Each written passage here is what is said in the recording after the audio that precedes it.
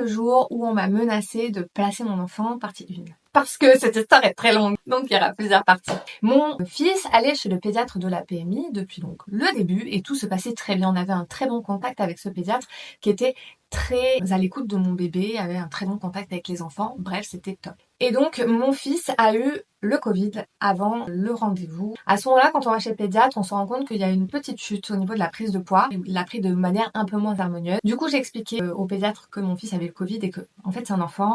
Déjà, il mange pas énorme, mais quand il est malade, il mange pas, vraiment pas beaucoup. Et donc, du coup, elle a commencé à me dire qu'il fallait faire attention et qu'il fallait que je revienne de manière régulière pour prendre le poids de mon bébé, chose que je faisais déjà, mais encore plus. Donc toutes les semaines, je devais aller pour checker le poids de mon bébé. Vu que c'était un bébé exclusivement allaité, elle m'a demandé de donner un complément lait maternisé parce que selon elle, j'avais un lait qui était pas assez riche. Du coup, c'est ce que j'ai fait. Évidemment, mon fils n'a pas voulu du lait maternisé parce qu'il était habitué à mon lait et donc il a refusé de prendre. Quand je suis retournée chez le pédiatre la semaine suivante, il avait pris du poids, mais il n'a pas retrouvé sa courbe de poids initiale. Vu qu'il avait 3 mois, elle m'a proposé, donc je lui ai expliqué que le lait maternisé, c'était pas, enfin qu'il n'y arrivait pas, il ne prenait pas, j'arrivais pas à lui donner. À ce moment-là, elle m'a demandé donc de commencer la diversification alimentaire. Donc, vu qu'il avait 3 mois, j'ai commencé la diversification alimentaire. Et bon, si t'as fait déjà la diversification alimentaire avec un enfant, tu sais qu'il mange pas des grosses quantités, d'accord? Il mange vraiment quelques cuillères par-ci par-là, c'est tout.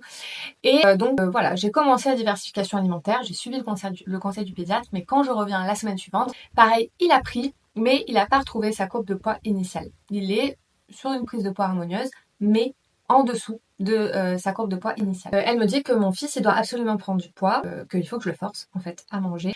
Si jamais la semaine prochaine il n'a pas pris du poids, et bien à ce moment-là, elle devrait faire un courrier